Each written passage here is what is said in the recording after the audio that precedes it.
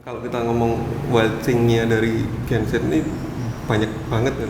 Generasi Z yang bekerja di industri kreatif ini terus melihat ada resesi ini kita gimana ya, kayak takut-takut tapi nggak tahu. Tahun ini sulit dan tahun depan sekali lagi saya sampaikan akan gelap. Jadi sebenarnya resesi ini bukan sesuatu yang gelap yang harus ditakuti sama kita.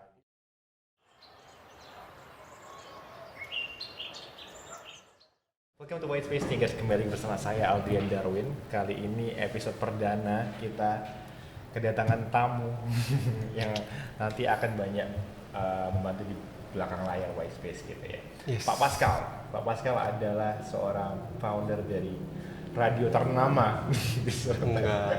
Oke. Radio yang punya nama.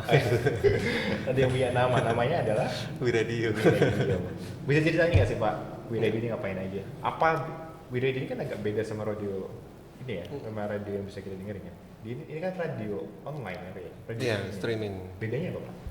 Sebenarnya secara tools, equipment-nya juga sama. Gitu. Apa yang kita lakukan juga sama seperti radio konvensional. Yang membedakan hanya kita itu adalah RTP gitu. RTP itu adalah radio tanpa pemancar.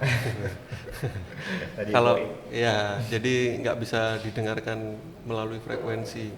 Jadi harus online. Harus online. Ya, karena Wiradio menyembah internet. Gitu. Online itu di mana aja? Online, maksudnya mendengarkannya. Iya.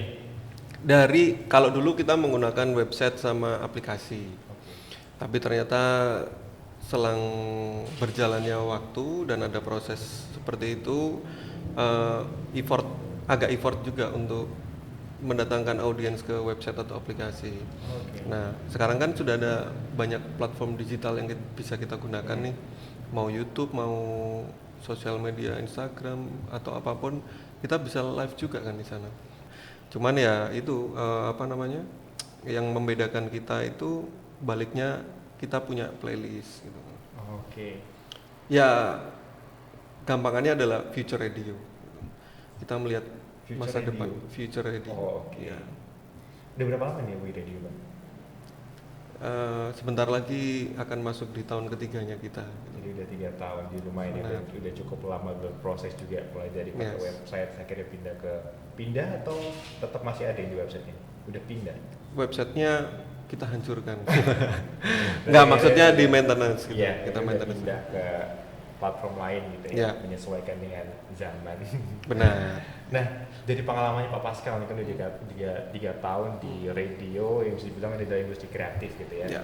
Dan makin kesini ini kan lagi ada resesi Pak. Wah, Dan itu. aku sebagai generasi Z yang masih muda kerja Sama. Oh iya, Iya. kelihatan. Oke. Generasi Z yang bekerja di industri kreatif ini terus melihat ada resesi ini kita gimana ya, kayak takut-takut tapi nggak tahu resesi, takut tapi nggak paham. Iya, benar. Jadi kita takut resesi ini kan banyak media yang memberitakan kalau resesi ini bakal gelap segala macam. Benar. Kayak saya ini sempat khawatir gitu. Tapi Iya. untuk di industri kreatif sendiri resesi ini dampaknya itu gimana? Industri digital ya. Iya, industri kreatif digital. Oke. Kalau dari pengalamannya Pak Pascal deh. Sebenarnya kalau kita ngomongin industri kreatif yang seperti ini itu jauh ke belakang tuh kita bisa banyak mengevaluasi dan belajar. Dari zaman pandemi itu sebenarnya kita sudah dipaksa semua untuk berangsur-angsur pindah ke digital. Oke. Contoh sekolah, mau nggak mau harus ada virtual class gitu. Ada untuk di kantoran sendiri semuanya virtual meeting. Nah ini kan sudah menuju ke sana semua. Mau tidak mau, suka tidak suka, ya harus belajar. Mau tidak mau, suka tidak suka juga akhirnya yang dulunya nggak tahu tentang Zoom itu apa, akhirnya belajar. Bisa ngasih background juga gitu kan di pantai. Itu kan sebenarnya proses gitu kan. Iya kan biasanya Iya, gitu iya. di kelas gitu. Bahkan yang semakin pinter itu ngehack layarnya itu tiduran padahal gitu ya, tapi dimanipulasi Iya, gitu iya. kan. Ya macam-macam itulah. Proses digital seperti ini tuh sudah kita lalui dari kemarin-kemarin nih. dan banyak orang juga ternyata mendapatkan benefit dari situ. Nah, yang bukan, kalau kita ngomong material ya ada gitu, tapi bukan hanya material gitu kan. Ya kita lebih banyak belajar lagi ilmu tentang digital kreatif itu yang seperti apa, kreatif digital yang bagaimana. Nah ini kan balik ke kitanya sendiri nih, mau nggak untuk berproses ke situ. Karena memang tuntutannya kan suka tidak suka, mau tidak mau ke sana gitu. Iya. Jadi yang dilakukan WeRadio adalah memanfaatkan yang ada gitu ya, memanfaatkan yang ada dengan apalagi resesi ini dengan sebisa mungkin dengan apa ya, katakanlah dengan effort yang lebih sedikit kita pindah ke platform-platform digitalnya kayak TikTok, terus kayak YouTube. Itu kan sebenarnya apa ya, effortnya itu nggak banyak gitu Mas. Iya, tinggal kita pakai aja gitu. Iya, tinggal pakai aja. Karena kalau kayak industri kreatif ini industri kreatif ini kalau bilang dampaknya sama resesi, itu aku bisa bilang dampaknya ke industri kreatif ini nggak begitu besar gitu ya. Ada mungkin ya. Iya, mungkin ada. Tapi nggak kayak yang lainnya gitu. Iya, karena kalau yang lainnya, industri lain mungkin kan terdampak banget karena mereka kan kayak harus beli bahan baku dari impor segala macam, sementara harganya kan semakin tinggi. Tapi kalau industri kreatif ini kan bahan bakunya cuma kreativitas kita aja, gitu kan. Apalagi di masa resesi ini sebisa mungkin kita dipaksa untuk kayak tadi yang dilakukan WeRadio adalah memanfaatkan apa yang ada dulu, yaitu adalah kayak media-media digital itu. Yang dilakukan WeRadio itu sebenarnya adalah salah satu bentuk dari frugal innovation ya. Jadi inovasi yang dikatakan hemat. Jadi karena kayak effortnya ini nggak banyak, tapi dampaknya itu kalau bisa lebih besar lagi. Contoh lain adalah kayak yang kita lakukan sekarang ini, kayak yang dilakukan Whitespace ini, yang dilakukan oleh Lias Associate ini adalah sebenarnya contoh dari frugal innovation ya Pak. Jadi kita menggunakan suatu platform ini, suatu wadah ini, Whitespace adalah untuk kita belajar bareng ya, tim kita belajar bareng, magang belajar bareng, Tinker juga bisa belajar bareng. Dari sini juga kita bisa dapat promosi, dapat sponsor, terus kita bisa kerjasama dengan pemerintah, dapat hibah segala macam. Ini adalah salah satu contoh frugal innovation. Jadi adalah ketika kita berhemat, tapi ada inovasinya, gitu ya.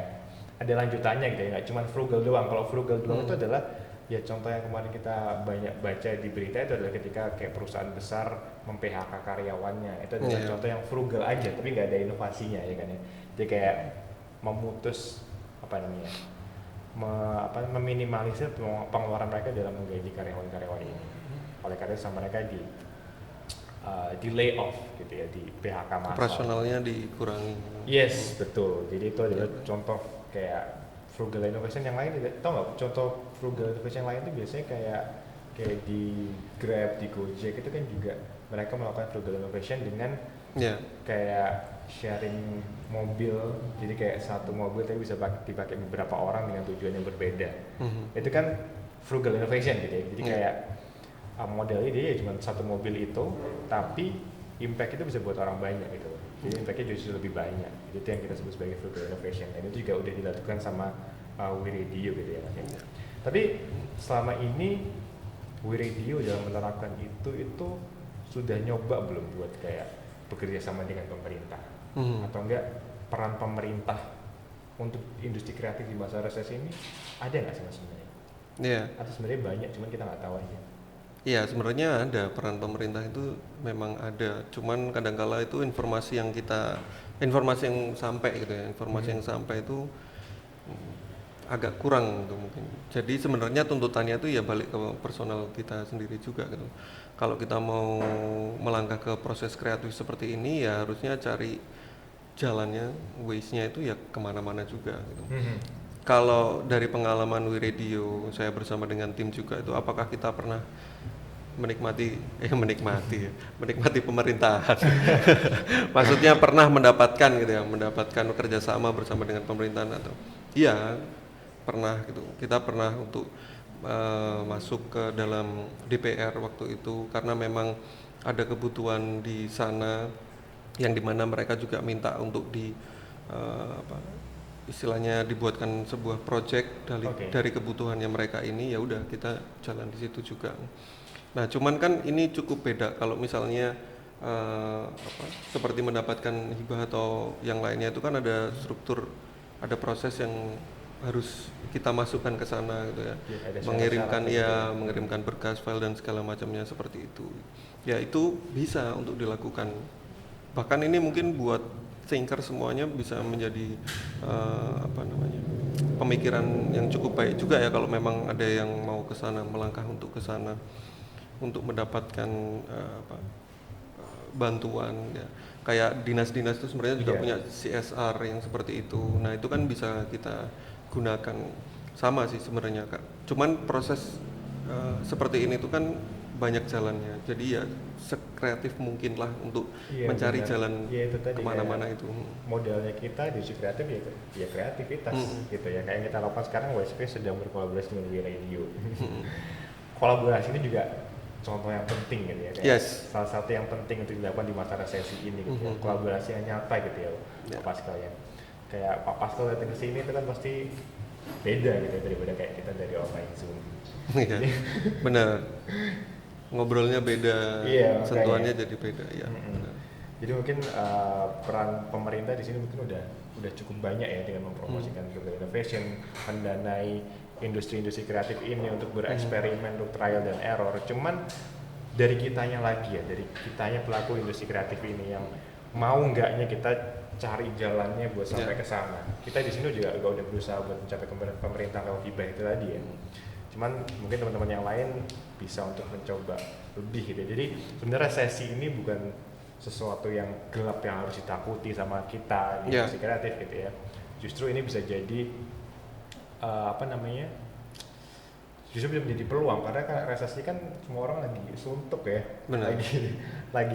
lagi pusing semua, lagi nyari pelarian, lagi nyari lagi nyari hiburan. Mereka larinya kemana ya? Ke kita, ke industri kreatif. Tapi sebenarnya harusnya juga berkesinambungan ya.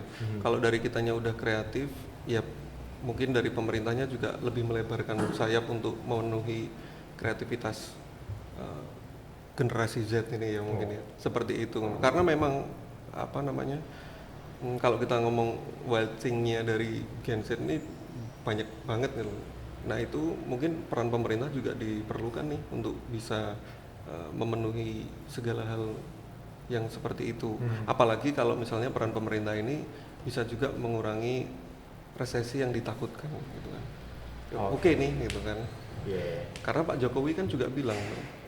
Betul. Iya. Kalau industri kreatif ini adalah menjadi pilar untuk ekonomi Indonesia ke depannya. Karena emang apalagi di masa resesi ini yang modalnya paling dikit, kamu bisa bilang gitu ya. Tapi yang modalnya paling ini kan industri kreatif karena modal kita cuma kreativitas. Jadi ya resesi nggak akan gelap teman-teman selama kita mau berhemat, berinovasi frugal, mau berkolaborasi dengan bukan yang frugal aja ya. bukan frugal aja, tapi inovasi frugal dan kita mau berkolaborasi dengan industri yang lain itu justru lebih bagus. Kita menerangkan yang lain juga mau berkolaborasi dan memaksimalkan dukungan dari pemerintah. Mungkin Pak Pascal yang mau tambahkan ini? Ya, perannya buat thinker semua yang mungkin nanti lagi mendengarkan di sini ya, jangan pernah berhenti untuk berproses gitu. Apalagi semakin ke depan dunia digital pasti juga semakin berkembang gitu kan. Semangat. Selalu ada jalan teman-teman kalau kita mau mencari. Benar banget. Oke, terima kasih Pak Pascal. Terima kasih Pak Aldrian, terima kasih thinker semuanya. Sampai jumpa di White Space selanjutnya karena kita pasti akan bertemu dengan Pak Pascal lagi. Siap. Thank you. Terima kasih thinkers sudah join White Space kali ini. Sampai jumpa di White Space minggu depan. Bye bye.